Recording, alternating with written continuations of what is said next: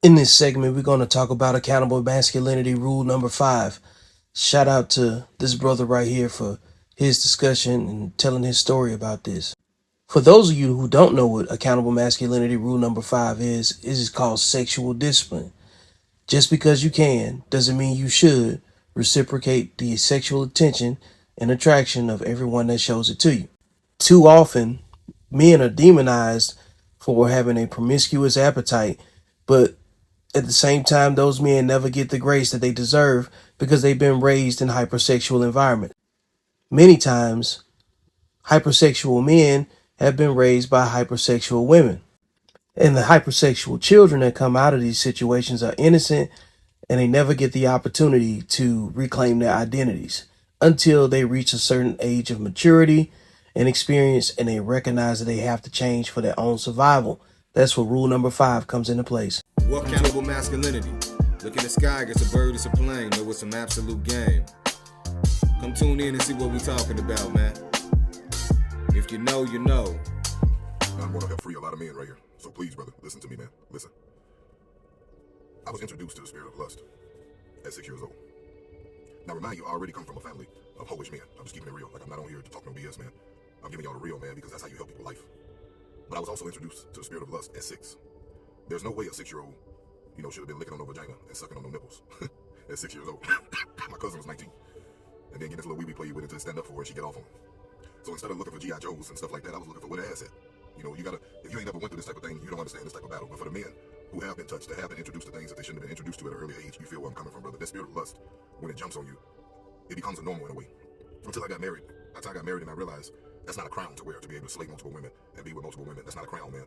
That's really a demonic force that's taken over my life. And then my wife was able to tell me, you got a lust problem. And I was in such denial. I ain't got no lust problem. What are you talking about? What lust? What are you talking? I ain't got no lust problem. But I did. I did. That's why a booty or nothing like that could pass by without me. You know what I'm saying? That was a real lust problem, man. I got in trouble in school, man, for doing things inappropriate because I had this. It was in my mind, the sexual mind. You know what I'm saying? And there's a lot of men out here that have been touched when they was young, but don't know how to talk about it, or never talked about it, or don't understand why they have this problem, why they can't be faithful, why they have this hunger for more and more women, even though they got a good woman. That's a lust demon, brother. I'm explaining something to you. That's the spirit of lust. There's been women out here that has been touched early on, and that's why they've grown up being promiscuous. You know what I'm saying? That's a real demon. That's a real spirit, lust, and it don't just run sexually. It runs from a place of greed, want more and more money, want things that ain't yours. Nothing is good enough. You need more of this and more of that, even though you already got plenty. Lust. Lust is the craving. It's the craving for something you don't need, but you think you do. Lust. I was introduced to it at 6.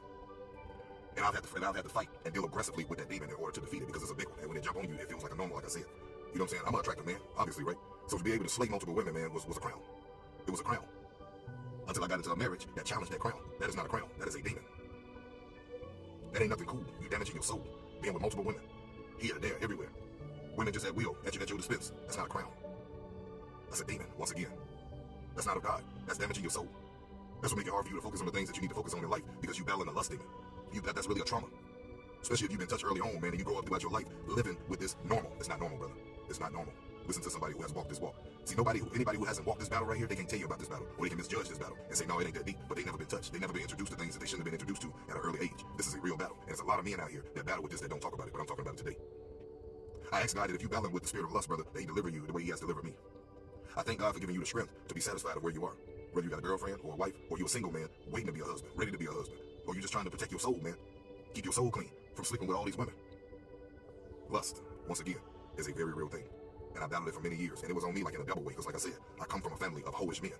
All my life, they've been with a lot of women. I come from a family of players. That's the bloodline. But also coming from a family of players. And also being, touched. I'm trying to watch my words so my video won't get deleted by TikTok. But also, being played with like that at 6 years old by my cousin, man. Like I said, a 6-year-old should not be sucking on no nipples. Licking on no vagina. He shouldn't be getting this little wee played with until it stand up, then she get off on him. There's no 6-year-old. Do you know what that sends a 6-year-old's mind? Do you know the imaginations that run through a 6-year-old's head? Probably don't if you ain't walked this walk. So I'm sharing this thing with y'all in transparency because I'm really trying to help your life and maybe help you understand some things that you've been confused about or things that you can't express, some things that you can't open up about. I'm opening up about it with you. So maybe it can help you turn over a new leaf in your understanding of where you are, what you battling. I thank God for freeing you from that bondage of lust. I thank God for building a fence around your soul, my brother, around your mind. I thank God for removing that trauma of you being tampered with as a child. When your imagination shouldn't have even never been there. You should have never even been introduced to what you was introduced to. But you can't take that back. You were. But it don't have to stay like that. You can do better from here on out. I always tell people you got to recognize your spirit for you can know what you're praying against first. And if this is something that you battle, being with multiple women, it's just easy for you to just get women, or it ain't hard. You know what I'm saying? You don't walk away from women. You know, just whatever it may be, man. Heavily involved in women. That's the spirit of lust. It ain't no sugarcoating to it. There ain't no other avenue to it. That's lust. That's just what it is. Lust. It's lust. That's what that demon is called. Lust. And lust may be the whole tree, but there's many branches that run off of that tree. There's sexual lust. There's monetarily lust. Greed. There's a lot of things that come with that spirit of lust. I really hope this video helped you. That's all I'm here to do, is help strengthen my brothers. And under God, show them a sunshine of day through some of the darkness that they're walking through. Amen. Thank you, Brother Larry, for your testimony. A lot of people like to downplay the value of sexual discipline as if it doesn't shape societies, as if it doesn't shape laws, as if it doesn't shape communities and households. But Brother Larry just gave us a testimony as to how it shaped his life, and it went from the age of 6 to whatever age he is now to be able to shape an entire conversation around it. Men have their full agency to themselves when they can govern their flesh.